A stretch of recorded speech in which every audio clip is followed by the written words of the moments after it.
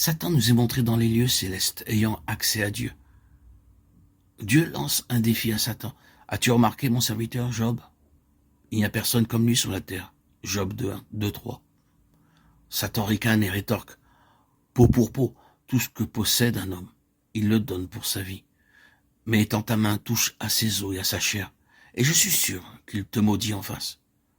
Remarquez combien la question de la vie est liée à ce défi. Mais quelle subtilité en cela. Dieu donne la permission à Satan de toucher Job.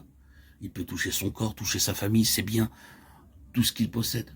Cependant avec une restriction, seulement épargne sa vie.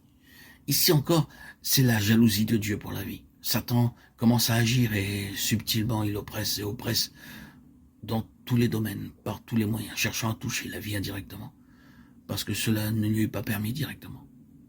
Par des voies détournées, il agit sur Job pour qu'il rompe avec Dieu en le maudissant, pour que sa vie soit perdue, que sa vie soit détruite. Pour comprendre le livre de Job, il nous faut discerner que c'est une contestation pour la vie. Il était dit que c'est une contestation à propos de la foi, mais cela est un facteur relatif. L'enjeu réel est celui de la vie. Nous verrons l'élément de la foi plus tard, mais ici, ce qui est montré, c'est la jalousie de Dieu pour la vie. Job est plongé dans de grandes détresses. Mais le maillon de la vie n'est jamais rompu et le résultat est une vie triomphante. Nous éveillons plénitude et victoire. À la fin, tout nous parle de vie.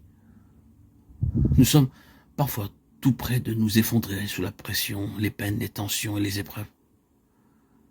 Lorsque l'ennemi nous oppresse pour étouffer notre vie spirituelle, par notre corps, par notre pensée, par les circonstances, nous sommes projetés souvent bien bas, comme Job. Nous avons nos questions, nous sommes abattus, nous sommes près de désespérer. Oui, chaque cœur connaît sa propre histoire, de la manière où cela peut aller loin vers l'obscurité. Même lorsqu'il s'agit de Dieu, de sa sagesse, de son amour, de sa fidélité.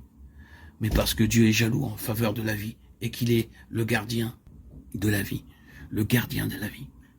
Et nous ne parlons pas ici de la vie naturelle et physique.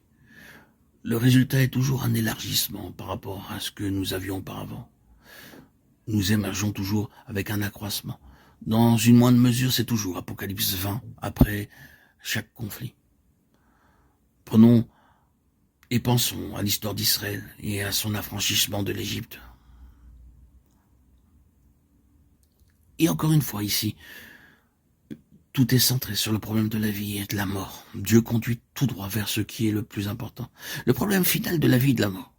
Le Seigneur a de plus sa propre voie, ses propres ressources, pour que, bien que la mort soit sur le point d'agir, de ruiner, de tout dévaster dans le pays, son propre peuple en soit préservé et qu'il soit en vie par le sang.